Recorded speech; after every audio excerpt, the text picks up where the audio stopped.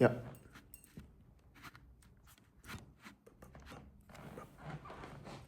Yeah, we're visible. Okay. Thank So you now again. Now you can check if I was lying. No, yeah. I have other answers. So I have to do this all over again, so thank you for being here. No problem at all. No problem. I'm just gonna go through some questions regarding your work and what you do. And basically the purpose of this interview is to learn more about your role, challenges, and strategies in stakeholder management. Yeah. And we'll also explore your vision for ProRail's future and how stakeholder relationships play a part in achieving those goals that they have. So first off, could you tell me a bit more about your role? Just a few words, what do you do, and your experience in stakeholder management? Yes, I can. First of all, I'm glad that you have told me all those questions, because I want to make a difference between ProRail and the ERTMS program. No, yeah. Yeah? Because we are now in the building of ProRail, but I don't work for ProRail. I work for the ERTMS program. It's a ministry program. Right. And ProRail is facilitating this program. That's what they do. So where you really are is the ERTMS program, European Rail Traffic Management System program of the Netherlands. Okay. So that's a detail, but it's an important. It's an important one. Okay. Yeah. Because ProRail has its own role in this program. Oh, as every other company. Right. Okay. The role of ProRail is to implement this new security system in their infrastructure. That's their role. Okay. And it's obliged from the European community. Okay.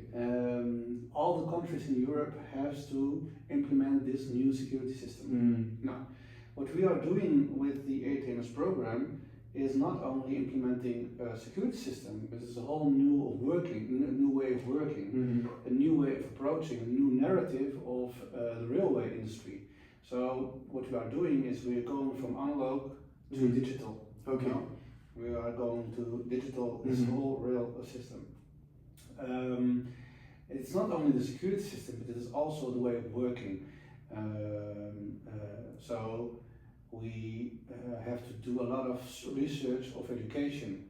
And what I already told you, we have 3 levels in the Netherlands: MBO, HBO, university. So how can we provide MBO students to learn about this new system?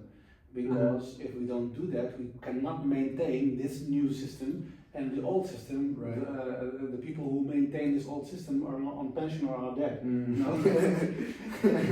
So the knowledge of this old system is obsolete. Okay.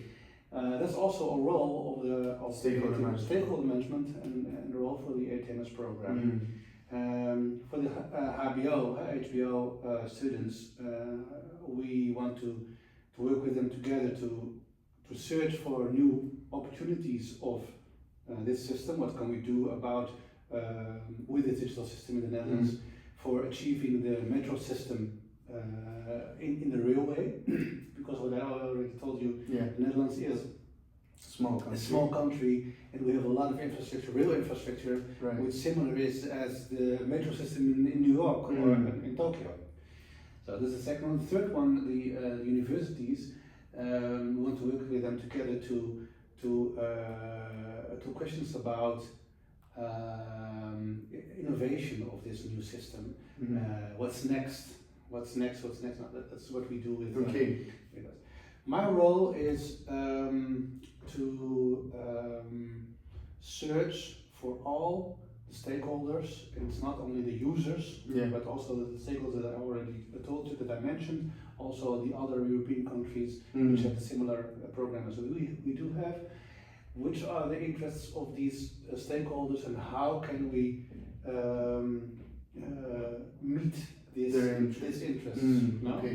And it's not only about time or technology, it's also about money, For What I sure. already told you, Yeah. it's a 3.5 billion program from 2020 to 2030. Mm-hmm. From 2030, we will get another 3.5 billion. I hope so, so we can accomplish this thing.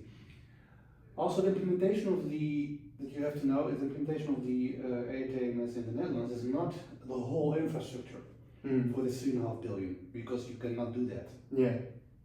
It's only three main infrastructures in Groningen and Friesland. Ah, okay. But we will begin in Friesland, and we have a pilot in Zeeland, Mm-hmm. and then from Zeeland we go to EKB, ETMS Keivoet Belgische Grens. It means the border of Belgium and the Netherlands, and the whole area of the harbor. Mm-hmm. What I already mentioned, it's a very important for the suppliers. because we are the hub of Europe for shipment through the European countries. Mm-hmm. Those are the three things we will start with, and after 2030, in this afternoon, after this interview, I will go to another meeting Mm. where we will discuss Tranche 2. What we are now doing is Tranche 1. Okay. We are discussing Tranche 2, and Tranche 2 is from 2030 till 2040. So we are We go beyond. Yeah. Okay. Yeah. What I like on my job is it's a very complex material, complex situation with people, with companies, with business cases, with strategy. That's what I like. You know, you don't have to put me in an office. In an office. I like a lot. What I like a lot is strategy, and with stakeholder management, I can search for the right strategy to get everyone involved with their interests, and to check how we can meet those interests. So that's what I like. Actually, what you said before about your meeting that you have after this interview leads me to another question, which is, can you walk me through your typical day or week as a stakeholder manager? Sorry. All right. What you do have to know is that we call them the concession companies. Those are companies who have a concession with the province or the Ministry of Railway, and they have a permit to explore trains from Groningen to Friesland, etc. Those companies, like the Dutch Railways, like Arriva, like Connection, like Qbus, they will get everything paid, so they don't have to pay anything from out their own pocket. But the non-concessions, those are the international trains from Madrid to Berlin or Amsterdam, from Amsterdam to London, but also the cargo trains, also the maintenance trains, also the historical musea trains. They don't get a full 100% funding. So they get sometimes 50%, but sometimes less than 50%. Okay. So my typical day is to have meetings with all these companies and to check how can we, and at what level can we involve them in this program. You know, other countries they don't do this. For instance, like Belgium or France, they don't do this, but they will get problems when the implementation has to be done. Right. And then the cargo says, "Well, I didn't modify my train, so you know." Okay. Not my problem. Not my problem. That's what we don't want to do that. So that's why my job is to involve them. And the typical day is have meetings with them and talk about opportunities, solutions for. It's a very big thing, but in this big thing there are small things that we have to make, small steps to come to small like agreements or technical visions. How do you see that? How do we do that? And a lot of things. For instance, the Dutch Railways only travels within the Netherlands, but the cargo they go to from the Netherlands until Greece, Italy, Turkey, whatever. Right. So they have to meet in every country. They have other problems. So your stakeholders are really diverse. It's very diverse. So how would you say you prioritize the meetings or the tasks that you have to do dealing with so many diverse stakeholders? Well, we have divide them in several management teams. So I have a management team of cargo. Mm-hmm. I have a management team of maintenance. I have a management team of musea trains, etc. So that's Okay. how we divided them. Mm-hmm. And it's not only my job. We have a team with For sure, members yeah. who do that. So with those management teams, we have a negotiation partners. You know. Oh, okay. That's why we do that. Mm. Because if you don't have that, you have to talk with 60, 80 Different people, yeah. companies and a factor 2 of people, you know, because the company will not send you one person. Of course, also of course. 2-3 persons, you know. Oof. So that's why we do that's how we manage that. Mm. Yeah. So another one, an interesting one, is how would you like handle situations where stakeholders have like conflict or prioritize something else, or they have interest in something else? How would you handle these situations? Yeah, that's a difficult one, and we have also a lot of situations like that we've already seen, and it's about the situation itself. You know, there are situations where we cannot meet them because of law. Oh, okay. You know? Right. When the European law is saying that, for instance, in Belgium, and let me give you an example of Belgium. Belgium says that in 2023, at the end of 2023, this 1 January 24, all the trains have to have the EETMS system on board. No? 2023. 2024. Yeah. So it has passed. Yeah. Yeah. Because I give you an example of how we fix that. Uh-huh. We have Arriva, which have we call it Drielandentrein. It means the 3 country trains. They go from the Netherlands, Belgium, Luxembourg, Netherlands. So it's like Okay. you know? Triangle. Yeah, triangle. Yeah. So, but their trains were not modified to ETMS yet. So how can we fix it? Because if we don't fix that, then they cannot enter Belgium with that train. And Belgium says by law. Because of the law. Yeah, because of the law. The law says you cannot enter my country in 1 January 2024. So what we did is that we helped them. We helped Arriva with knowledge, with processing, with money, with a lot of things. Okay. So they could meet this law, and we have succeeded with that. That's nice. Yeah. That's, for instance, Arriva. So when a problem like that is on the surface, we do the utmost with ourselves, but also with the Ministry of Finance and the Ministry of Railway to make this problem on the surface, so that they can help. Yeah. Every situation is different. Yeah. But another situation is the pilot traject that we are now going to implement in Zeeland. The province of Zeeland didn't want that. Oh. Yeah, because they said, well, it's a lot of trouble for our passengers. They have to have bus arrangements for students, etc., etc. But then our program, with also on higher level direction, etc., meet those provinces with money, with time. With So they met the requirements. Yeah. Okay. Yeah. So, given the scale and complexity of your projects, they're really big.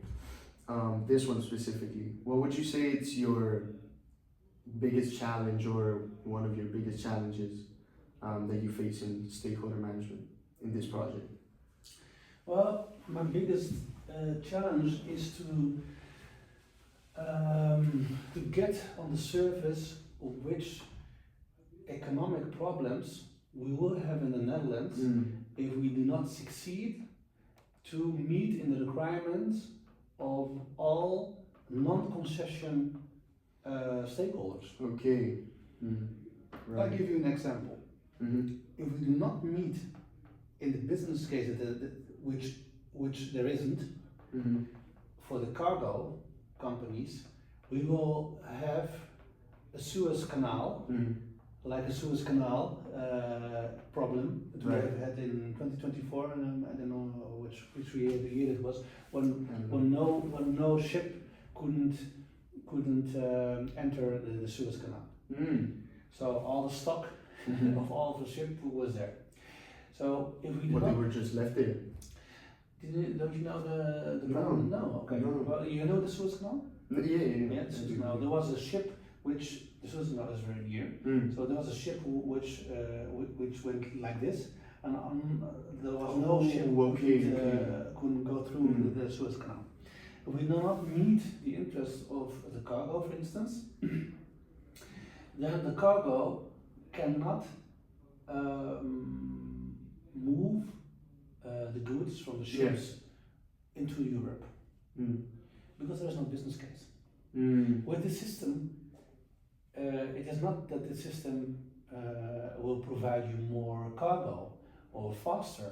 It's just a security system. That's what it is. You know? Okay, yeah. So it costs only money for them, and they don't have a business case, and they don't get enough fund to continue their business. So that's one of the biggest challenges that I have to. So how to convince them to have economic factors inside the project? Yeah. Okay. That's on one side. On the other side, how to convince the ministry and the Europe community that this is not a business case for cargo. So you have to help them in a way. Yeah. Okay, that's really hard. It's For your information, we talk about billions. Yeah. To modify one train, we have a prototype, and a prototype for your information, it costs 2.5 million to modify just one prototype. And just for the prototype. Just for the prototype. And then if you have a series, then this modification will go to 700,000, 800,000 per train. Okay, per train. Per train.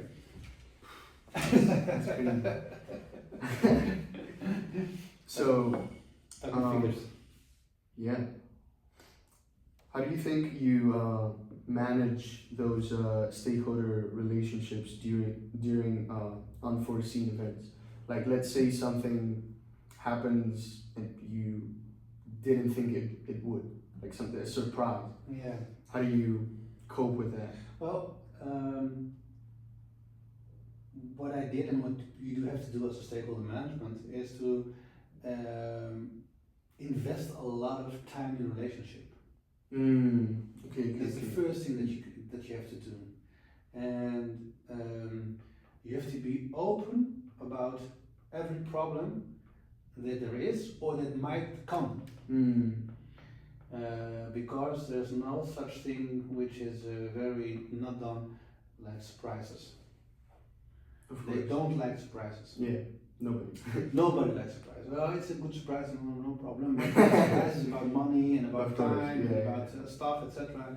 That's really not done. So what I do and what I did is I've invested a lot in relationship management.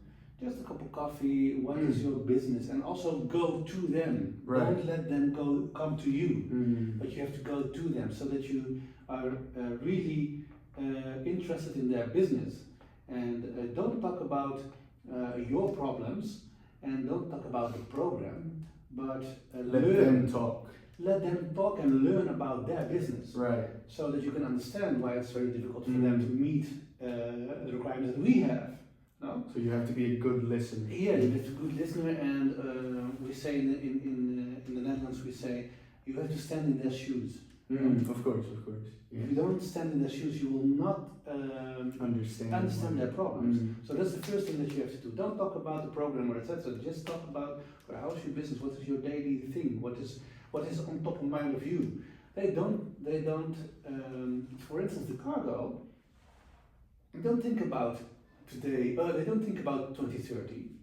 Yeah, of course. They think about today. Yeah. Because how can I do business today? There's a lot of takeovers in those at this moment in the cargo industry. So it's about surviving, and you will come talk about digital system with a lot. Go away. They don't care about They don't care about it. So these, you would say, are your strategies to build and maintain those strong connections, right? Yeah. Just go for a cup of coffee and just talk about them more so than you do. And when you talk, let them see in your talking that you understand their business. And that you're interested. That you're interested. Yeah. If you don't show that to them, there is no trust. So what you have to build is trust. And what is also a thing in this area is when they give you the trust, you can do everything. You can say everything, you can do everything, but it's fragile, no? Yeah. It's fragile. So if you break this trust, then you will never get another chance again. Okay. So you never get the first impression a second time. No? Yeah, of course. First impressions. Really, yeah. How would you say you engage with community stakeholders and ensure that their concerns are addressed? Not private companies, but the ones that have to do with the public. Yeah, I've had in December, before our meeting on the telephone, I had a meeting with the principals of Amsterdam. And they were very concerned about the system because they have also development in the railway, in their stations, etc. Right. And for them, it's very important to have a quick, logical system for tourists. They come and go because Amsterdam is very tourist oriented. Yeah. So new implementations about systems, etc. They don't. It is not that they don't want that, but if it comes, it has to be fast. Implement and go. But this implementation will not go fast. We're going to implement 1 year, 1.5 years. They're going to have delays, as you said as well. So what we also do there is to give a lot of information about the process before we implement anything. And we give them the feeling, but also the opportunity to have influence in this process. Okay. Not only the feeling, but also really we want them to influence this process because we cannot do it on our own. We have they have to help us. So you want to make them get involved with the process. With the process, yeah. About time, about money, about which things we are going to do first, communication, what kind of communication can we help them with, no surprises. That's important, no surprises. Because if the central of Rotterdam is going to close 1 or 3 railway things, there's a lot of trouble for tourists for the city. Right. Yeah. So, okay, so that's an interesting way of seeing stakeholder management. You have to care about the public as well, right? Yeah. How to. Yeah. Interesting. Okay. So you were talking earlier about innovation, that you're really fond of innovation and you really like that. So let's talk about innovation and stakeholder management, for example. Are there any innovative approaches or technologies or maybe techniques that you use or implemented to enhance stakeholder collaboration? Yeah, good question. For me, it's a normal thing to involve our stakeholder managers. The traditional way of stakeholder management is to inform your stakeholders what you are going to do. That's basically what it is. But what we do is to not only inform them, but to involve them with this process, etc. So it goes back to the Amsterdam. Yeah. So that's for me. It's not new, but I can think about a lot of stakeholder management programs that are only informing instead of involving. So involving is for me one of the important things. That's one. Another thing is to do cooperations with them, like workshops. You know? Ah, okay. Like gaming. You know, gaming. Yeah, gaming also. We have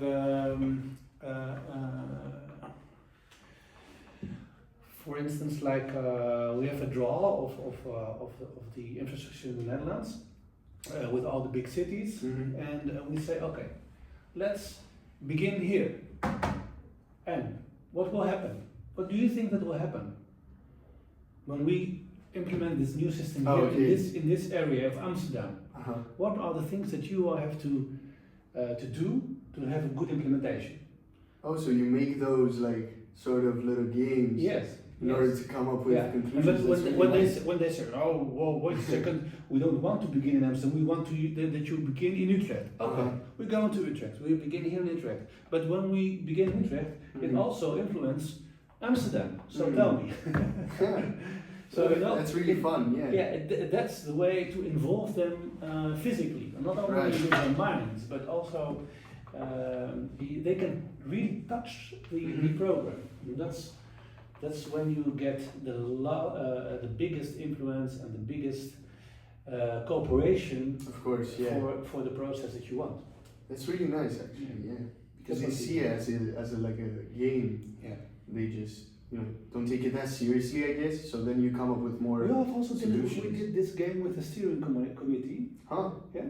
With the minister and other high level people. Okay. So and they really went, whoa, this is not what I thought it was. I thought it was just to give my laptop a new upgrade. No, this is not what it is. Okay. So what you see is when they touch it, they understand it better. Who said that? Confucius? Sorry? Who said that? A big philosopher? Aristoteles, yeah. Yeah? tell me and I will forget. Show me. Oh yeah, right. Like yeah, I know that one. Just search for that thing. That's my approach. Okay. Because when you do it yourself, then it really it's in your mind and body and everything. Right. That's what we do. See that you understand. You answer more than one question in one answer. So, what are your personal goals for like in your role, and how do they align with the project's mission? Well, my personal role is that I'm a little bit older, you know. Okay. When I was young, I had a lot of dreams, and a lot came true, you know. But for now, I am happy with the work that I'm doing. So you want to settle down? Yes, I'm just settled we down. Talked about the mountains. Yeah. So that's nice. My personal goals are to less stress. Of course. Take it as it comes, and do your utmost to understand people and your colleagues, to learn, but also to teach. You know, those things go for me. I always combine those things. So I really like it to have this interview with you, so that I can give you information and also some teaching about how you can approach things in another way. For sure. So that's my personal thing. Yeah. Okay. And I really like my job. That's the best thing. That's the best thing. I can do my work at home, but also I like to travel. So yeah. So do you have any like advice that you would give to someone that wants to do stakeholder management? Yeah. The advice is if you don't understand the mind, the work of the mind of people, don't do stakeholder management because you will get a lot of disappointments. So you have to know how people work and how they Yes. think. Yeah. Okay. And saying that also is that every man or woman thinks different. Also nationalities.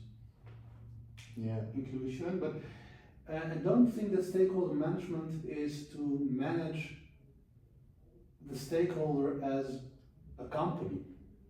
As a Because- person. Because it is not the company who is talking with you, it's the person that represents the company who's talking with you. For sure. So if you think that stakeholder management is about managing a company or or a group of people, you are wrong. It's about people. It's all about people. It's all about people. Yeah. If you cannot work with people, don't do that because you will get very Of disappointed. course. Yeah. Yeah. Yeah. Because when you think you have an agreement with somebody, you think you have an agreement with the company, and that's not true. Because if I have an agreement with you and you are representing a company, then you can also tell me, oh, I agree with you. But then you go to your company and the leading person says, oh, I don't agree. No? Then you have to come back to me. And if I'm not aware of that, then I will get very disappointed. But I know that I have an agreement with you and not with the company. Right. So you have to do your work in the company, come back to me, and then you can say, well, it's okay or it's not okay. Would you say that in stakeholder management you need some like salesman skills maybe Yeah, also. in order to convince someone? Sales, but also a lot of strategy management. Strategy management. Yeah, strategy. Saying this, how can that influence the other person, or doing this, what is the effect of that on this company or on other companies? Because when I have an agreement with you as a stakeholder, it doesn't mean that other stakeholders agree. You know? Of course. They have other interests. Yeah. You know? So it's a game that you really have to understand. And another thing is communication.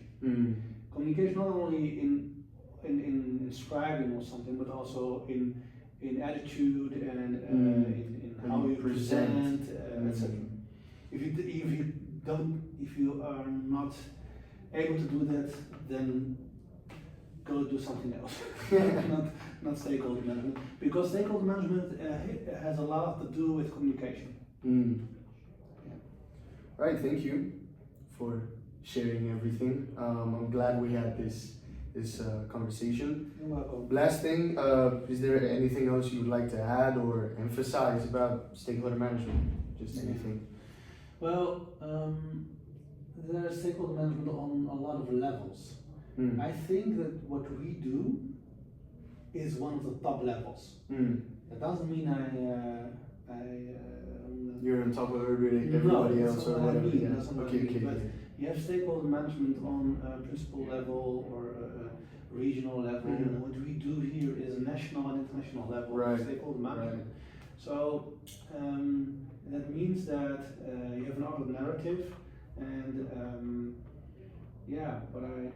what I want you to do is also learn about ERTMS, about the program, so that you have For sure, yeah. that you have more information about what we are doing and what we want to accomplish with this type of Are money. you, no, yeah, will do, for sure. Okay, that was it. Yeah? Thank you. Okay, you're welcome. And have a good rest of your business. I hope, Thank you, Pedros. I hope you settle down with your olive trees and live your peaceful life. Thank you. Now I hope that I helped you with, Oh yeah, you with this really did. interview, and Yeah. I hope this is what you want. Ah.